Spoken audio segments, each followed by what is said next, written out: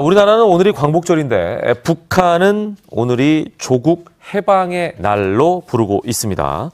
괌 타격설에 대한 언급이 오늘 나올지 모두가 관심을 갖고 있죠. 그렇습니다. 어제 이제 북한 같은 경우에 미국이 계속 그렇게 나오면 죽탕 치겠다, 그러니까 완전히 망가뜨려 버리겠다 이런 엄포를 놨었고 오늘 네. 새벽에 지금 나온 얘기를 들어보면은 김정은이 미국을 향해서 경거망동하지 말아라 이런 얘기를 했는데 지켜볼 것이다 이런 일단은 언급은 한마디 나온 거가 있습니다. 근데 아마도 현재 이제 김정은의 이 메시지 같은 것보다는 또 우리의 이런 어떻게 하는 것인가의 메시지가 훨씬 더 중요한데 지금 중국이 상당히 적극적으로 북한 제재에 나서고 있는 것 같습니다. 네네. 중국이 어젯밤에 이제 북한산 철광석, 석탄 모든 것들의 수입을 전면 금지하겠다라고 얘기를 좀 했는데 이번 주와 다음 주는 조금 긴장할 필요는 있을 것 같습니다. 네, 얘기하신 네. 대로 오늘이 또 북한은 조국 해방의 날이고 예. 그동안 역대 가령 2015년 8월 4일경에는 이 목함줄의 도발이 있었고요. 2015년 8월 20일에는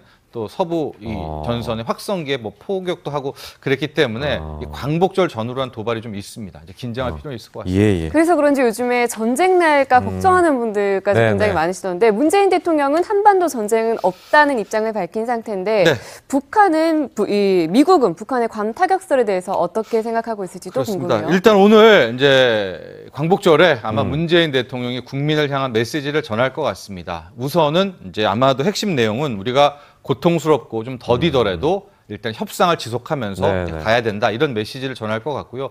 또 하나 아마도 우리를 거치지 않는 코리안 패싱이라고 하죠. 우리를 빼놓고선 미국이 북한을 선제 타격하는 그런 일은 없을 것이다라고 해서 국민을 안정시키는 그런 메시지도 나올 것 같습니다.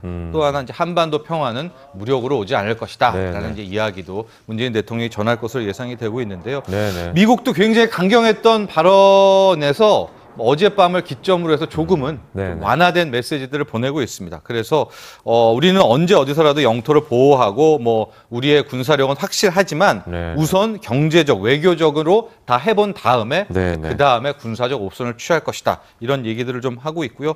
우리나라 이제 송영무 국방부 장관 같은 경우에도 굉장히 좀 국민들을 안심하는 이제 그런 쪽으로 나서고 있어서 아마도 이제 오늘을 기점으로 이제 그동안의 이런 참 불안감도 좀 잦아들었으면 하는 이제 그런 바람 가져봅니다. 그렇습니다. 예.